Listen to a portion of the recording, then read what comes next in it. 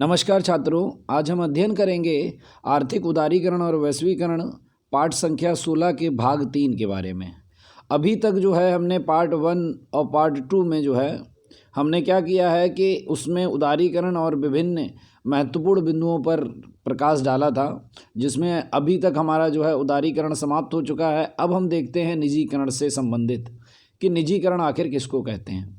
तो देखो यहाँ दिया गया है कि निजीकरण अर्थात ऐसी प्रक्रिया जिसमें राज्य के स्वामित्व की औद्योगिक साहसों की मालिकी अथवा संचालन निजी क्षेत्र को सौंप दिया जाता है।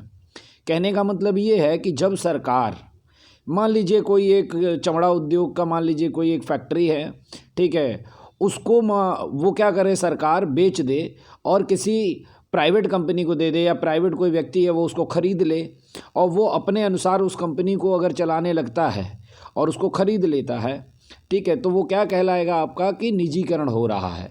ऐसे में क्या है कि जब सरकार का मालिकाना हक और उसके संचालन की जिम्मेदारियां जो होती हैं वो जब किसी निजी व्यक्ति को सौंप दी जाती हैं तो उसको हम कहते हैं कि निजीकरण हो रहा है। अब निजीकरण होने के दो तरीके हैं कि कब कहेंगे कि निजीकरण हो रहा है। तो पहला देखो दिया गया है, पहले में है कि जो क्षेत्र सार्वजनिक साहसों के लिए आरक्षित हो वे क्षेत्र निजी विभाग के लिए खुले रखे जाते हैं। कहने का मतलब है कि अभी तक जो क्षेत्र केवल सरकार जिन पर अधिकार था, अब सरकार क्या करती है कि अब एक व्यक्ति भी या व्यक्तियों का समूह भी उस क्षेत्र में क्या कर सकता है, अपने उद्योगों को स्थापित कर सकता है।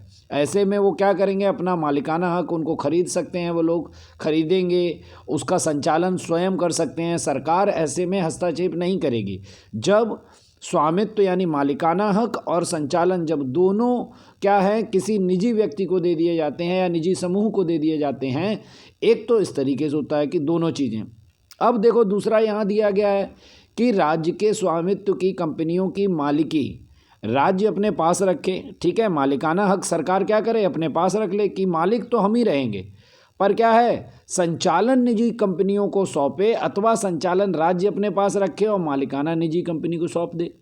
कहने का मतलब क्या है कि इसमें क्या है, केवल एक चीज़ को क्या है निजी क्षेत्र को सौंपा जाता है, या तो उसे मालिक बना दिया जाएगा तो संचालन सरकार स्वयं करेगी, या संचालन निजी क्षेत्र को सौंप दिया जाएगा, मालिकाना हक स्वयं रखेगी।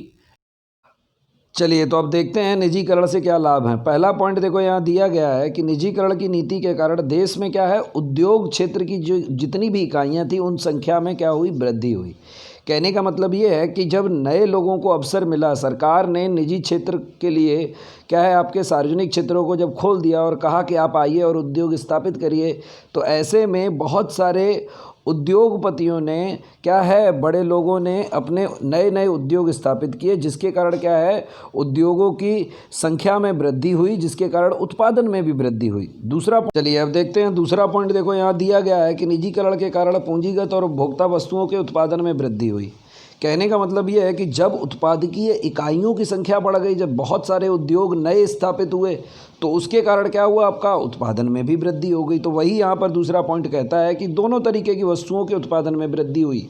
पूंजीगत मतलब जो बड़े उद्योग थे उनके में भी हुई, और जो छोटे उद्योग होते थे उन छोटे उद्योगों में भी मतलब पहले की अपेक्षा क्या है आपका बदलाव देखने को मिला और वृद्धि देखने को मिली पहले की अपेक्षा, पर पूंजीगत में ज़्यादा विकास हुआ। तीसरा पॉइंट देखिए, कहता है इसमें सार्वजनिक क्षेत्र की इकाइयों का निजीकरण हो गया। अब निजीकरण जब हो गया यानी कोई सरकारी चीज़ जब निजी हाथों में पहुंच गई तो उसका क्या हुआ, उसके कार्य करने की क्षमता में वृद्धि हो गई। अब वो क्या है, पहले मान लीजिए कि 4 कुंटल का उत्पादन करती थी, अब वो कितने का कर रही है, मान लीजिए 6 का उत्पादन कर रही है। क्यों कर रही है, क्योंकि उसका संचालन जो है वो बहुत अच्छे से किया जा रहा है, ठीक है। जो भी कच्चा माल से लेके उसका और जो भी चीज़ें हैं उन इकाइयों का संपूर्ण उपयोग कर रहे हैं, क्योंकि निजीकरण में क्या है महत्वपूर्ण जो रहता है वो रहता है लाभ।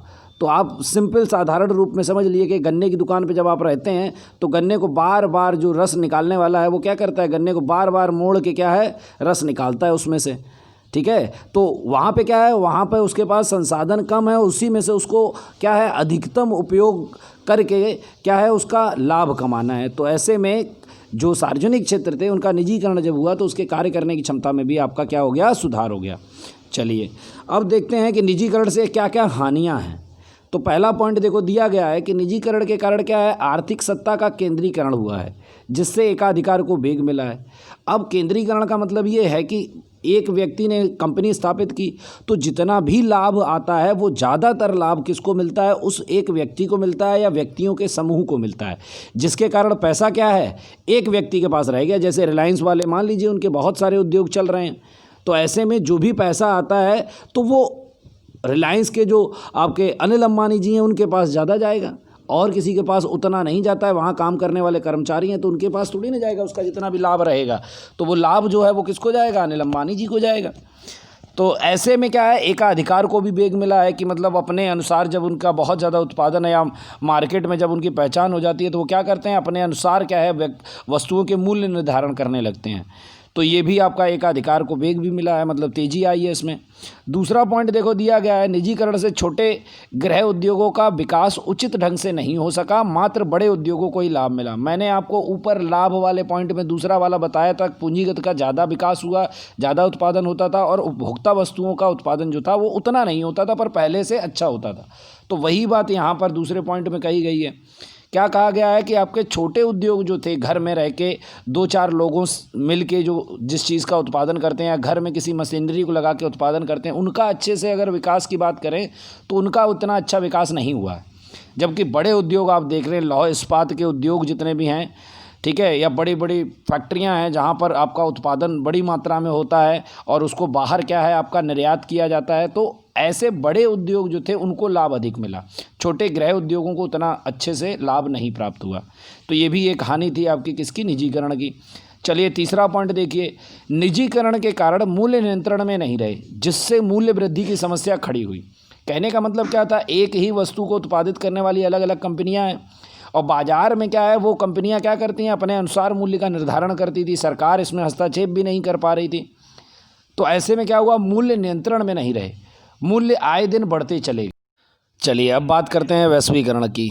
तो वैश्वीकरण क्या है कि जब हम अपने देश के अर्थतंत्र को विश्व के अर्थतंत्र के साथ जोड़ते हैं, जिसके कारण क्या होता है कि विश्व में उत्पादित होने वाली बहुत सारी वस्तुएं व सेवाएं तकनीकी आसानी से हमें क्या है हमारे देश में मिल जाती हैं, या हमारे देश के लोग दूसरे देशों में जाके कार्य करते हैं। यही आपका क्या है, जब आसानी से ये सरलता से एक देश की सुविधाएं दूसरे देश में अगर उपलब्ध होने लगती हैं तो ये वैश्वीकरण के ही कारण होता है।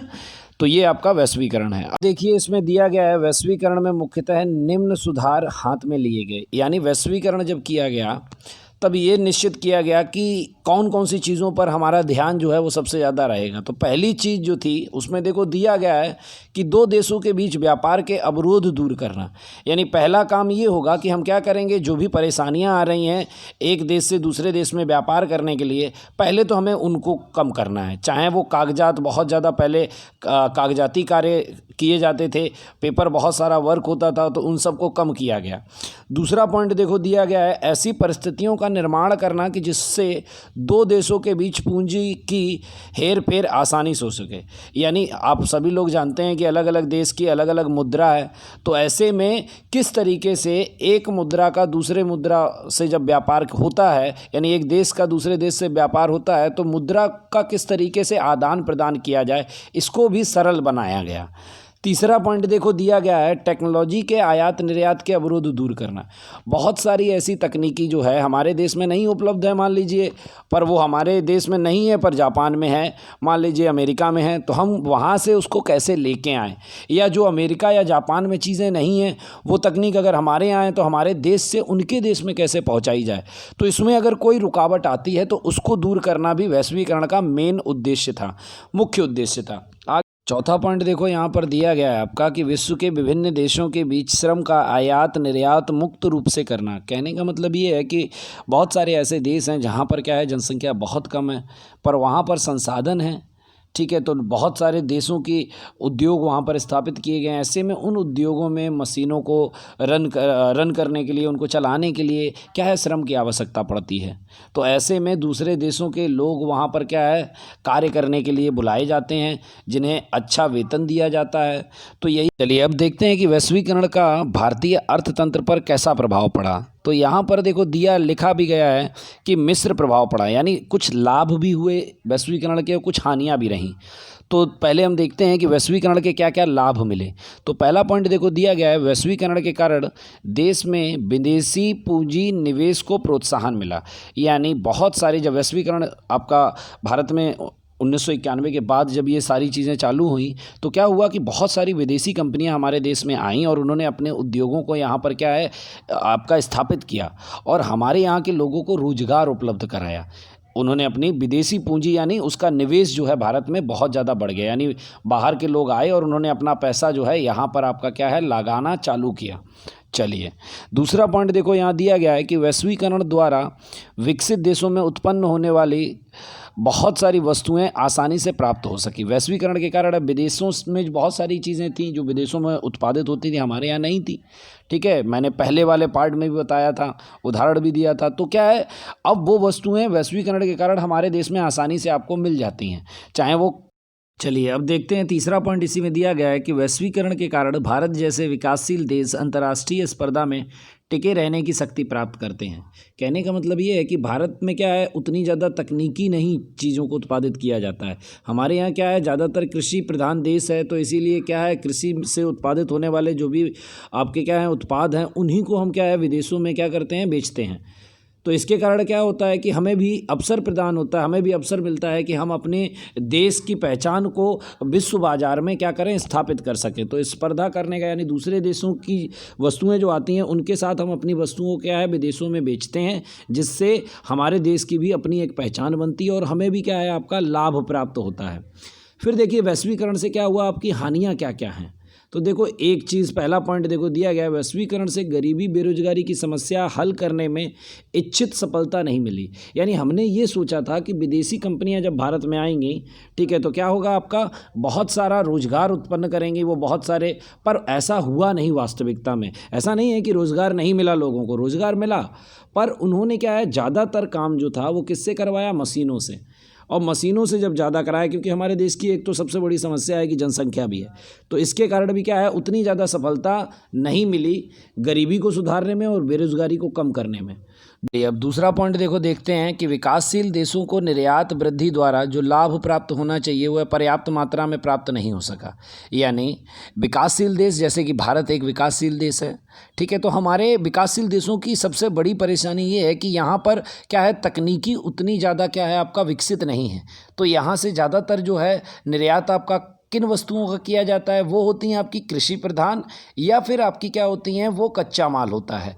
और इनकी बाज़ार में अगर विश्व बाज़ार में अगर इनकी कीमत देखें तो उतनी ज़्यादा नहीं लगाई जाती, जिसके कारण क्या है विकासशील देशों को निर्यात बढ़ाने से क्या है उतना लाभ नहीं होता जितना कि आपका विकसित देशों की वस्तुएं जब निर्यात की जाती हैं तो उनसे लाभ ज़्यादा प्राप्त होता है। विकासशील देशों से निर्यात नहीं, उतना ज़्यादा लाभ प्राप्त नहीं होता है।